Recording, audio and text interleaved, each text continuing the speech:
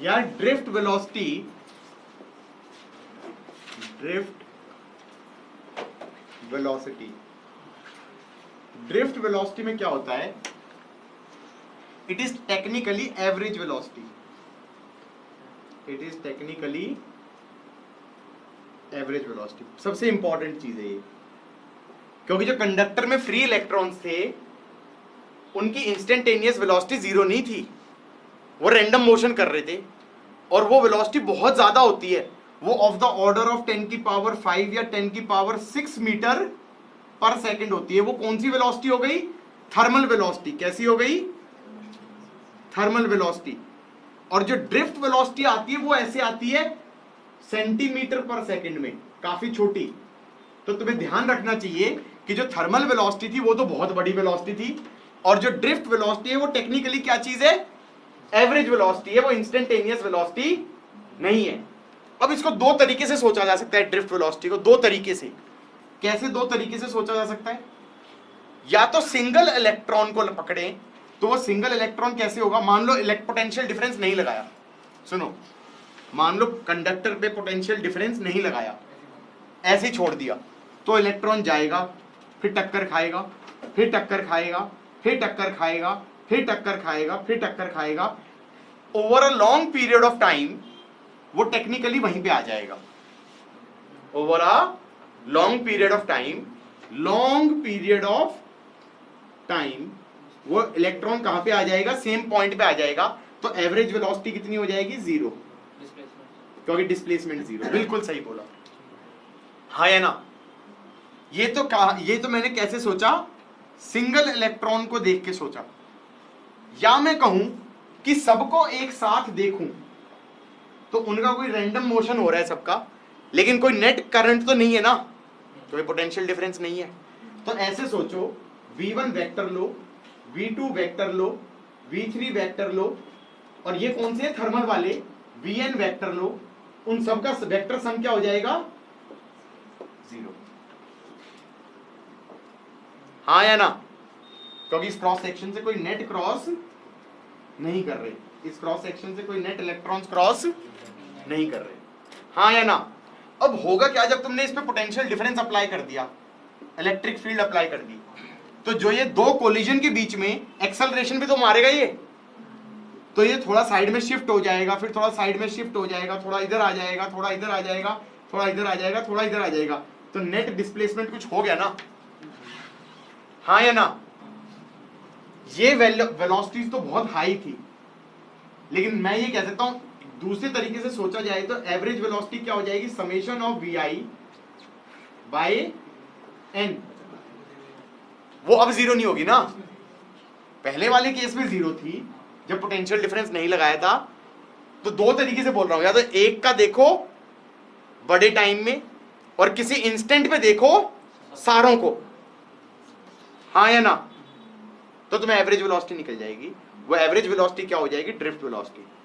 अब जरा सोच रहा हूं मैं, गाइस मैं सोच रहा हूं, ये कंडक्टर है हमारे पास, ये कंडक्टर है, और मैंने ऐसे ऐसे करंट जा रहा है, ऐसे करंट जा रहा है इस क्रॉस सेक्शन के थ्रू, इस क्रॉस सेक्शन के थ्रू करंट जा रहा है। तो क्या मैं ये कह सकता हूं current is dq by dt, हाँ दैट्स इट। क्या मैं इसको कह सकता हूं चार्ज फ्लोइंग पर सेकेंड, अंग्रेजी में लिख दिया charge flowing per second. Charge flowing को मैं लिख सकता हूं charge per unit volume, charge per unit volume into volume flowing per second. ऐसे लिख दिया, हाँ तो बस लिख दिया मैंने, चार्ज फ्लोइंग पर सेकेंड, तो चार्ज फ्लोइंग पर सेकेंड, फिर कह दिया charge per unit volume into volume flowing per second. Charge by volume into volume by set time, बात तो एक ही रही। हाँ, अब चार्ज पर यूनिट वॉल्यूम को क्या लिख सकता हूं, चार्ज पर यूनिट वॉल्यूम को लिख सकता हूं charge on electron, charge on electron multiplied by electrons पर यूनिट वॉल्यूम। हाँ या ना? अबे चार्ज पर यूनिट वॉल्यूम मतलब एक यूनिट वॉल्यूम के अंदर कितना चार्ज है, उसको ऐसे ना बोल दूं कि कितने इलेक्ट्रॉन है और इलेक्ट्रॉन का चार्ज। तो चार्ज ऑन इलेक्ट्रॉन को लिख दो E, इलेक्ट्रॉन पर यूनिट वॉल्यूम को लिख दो N। तो ये N क्या चीज हो गया, कैरियर डेंसिटी। ये क्या चीज हो गया, कैरियर डेंसिटी या इलेक्ट्रॉन डेंसिटी। क्या हो गया, इलेक्ट्रॉन डेंसिटी, इलेक्ट्रॉन पर यूनिट वॉल्यूम। और वॉल्यूम फ्लोइंग पर सेकंड को लिख सकते हो एरिया इनटू वेलोसिटी। लिक्विड से पढ़ा था कि कोई क्रॉस सेक्शन है, यहां पर वेलोसिटी v है, एरिया a है, टाइम t में कितनी लेंथ बह जाएगी vt, तो टाइम t में कितनी वॉल्यूम बह जाएगी, area into length, area into vt। तो वॉल्यूम पर सेकंड कितना बहेगा, एरिया इंटू वेलोसिटी। ये बेसिकली यही तो होता था, वॉल्यूम पर सेकंड, डी क्या बोलते हैं, dq बाई dt बोल देते ना उसे, dq by dt is a1 v1 is a2 v2। हाँ या ना, dq भी नहीं, d volume by dt, volume पर सेकंड। Equation of continuity. तो हमने कहा वॉल्यूम पर सेकंड को लिख दो एरिया इंटू वेलोसिटी। तो तुम्हारे पास फॉर्मूला आ गया, I इज NEA VD। ये ड्रिफ्ट वेलोसिटी है। अभी V को ही VD लिख रहा हूं यार, ड्रिफ्ट वेलोसिटी है। ये कौन सी वेलोसिटी है, इस क्रॉस सेक्शन पे एवरेज वेलोसिटी कितनी है। करंट इज NEA VD, ये फॉर्मूला याद रखना है।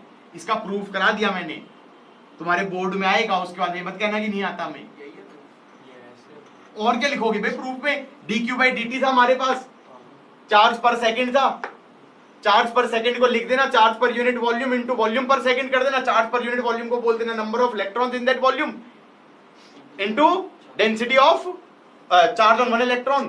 तो E इंटू N आ गया, एरिया इंटू वेलोसिटी आ गया। इसको अलग से प्रूव करने का मन कर रहा है वॉल्यूम पर सेकंड को, तो ये साइड में कर देना। तो क्या आ गया, I इज NEA VD। ये फॉर्मूला काफी हद तक क्या बोलते हैं, इक्वेशन ऑफ कंटिन्यूटी जैसा है। कैसे, अगर मान लो मैं कहूं कि ये हमारे पास कंडक्टर है, तो करंट तो हर जगह सेम होता है, करंट तो हर जगह सेम होता है, लेकिन एरिया बड़ा तो ड्रिफ्ट वेलोसिटी छोटी, और एरिया छोटा तो ड्रिफ्ट वेलोसिटी बड़ी। यही तो हो रहा है, a1 v1 is a2 v2 तो हो रहा है। E कांस्टेंट रहता है, N कांस्टेंट रहता है, कैरियर डेंसिटी भी कांस्टेंट रहता है। क्या चीज चेंज होता रहता है, एरिया चेंज होता रहता है और ड्रिफ्ट वेलोसिटी चेंज होती रहती है। तो क्रॉस सेक्शन एरिया छोटा हो गया तो ड्रिफ्ट वेलोसिटी बढ़ गई, डन। हाँ मतलब मेरे को तो ड्रिफ्ट, ये फॉर्मूला ऐसे ही लगता है, a1 v1 is a2 v2। यार वो ड्रिफ्ट वेलोसिटी के ना बहुत ही बकवास सा फॉर्मूला दिया हुआ है, वो फॉर्मूला बहुत आसान सा है। ये कह दो कि इंस्टेंटेनियस वेलोसिटी u1 वेक्टर थी, और दो कोलिजन्स के बीच में फाइनल वेलोसिटी क्या होगी v1, बीच में एक्सेलरेशन क्या हो जाएगी e बाय m, और t1 हो गया टाइम बिटवीन टू कोलिजन्स। नहीं समझे, v equal to u plus at। हाँ ये QE है, बेसिकली QE बाय m हो गया ना। मतलब बेसिकली ये इलेक्ट्रॉन था, इसकी इनिशियल वेलोसिटी थी u1, इलेक्ट्रिक फील्ड के कारण एक्सेलरेट हुआ, और फाइनल वेलोसिटी क्या होगी v1। ऐसे ही दूसरे के साथ क्या हो गया, v2 इज u। आगे यहां पर v equal to u plus at हो गया, n तक vn is un plus e by m tn। सबका एडिशन कर दो, ये चीज क्या हो गई, वेक्टर सम 0, क्योंकि ये तो थर्मल था, इनिशियल वेलोसिटी तो थर्मल थी। और v1 से Vn तक का vector sum, left hand side में क्या बचेगा, समेशन ऑफ Vi, उसको फिर n से डिवाइड कर दो, तो इधर आ जाएगा E by m summation of Ti divided by n। इसको बोल देना ड्रिफ्ट वेलोसिटी। तो ड्रिफ्ट वेलोसिटी कितनी हो गई, E बाई m, और ये क्या हो गया, ये बेसिकली दो टाइम, ये क्या था, टाइम बिटवीन टू कोलिजन, ये time between two collision for second electron, this is time between two collision for nth electron. तो ये हो गया average time collision between two electrons, उसको रिलैक्सेशन टाइम बोल देते हैं। हो गया गाइस, समझ में आया नहीं आया, n से डिवाइड किया था क्योंकि एवरेज निकालना था, क्योंकि V1 से Vn का सम थोड़ी लेना था, डिवाइडेड बाय n भी तो करना पड़ेगा, तभी तो एवरेज निकलेगा, हाँ या ना। और ये टाइम्स का भी एवरेज निकल जाएगा, तो average time between two collisions बन जाएगा।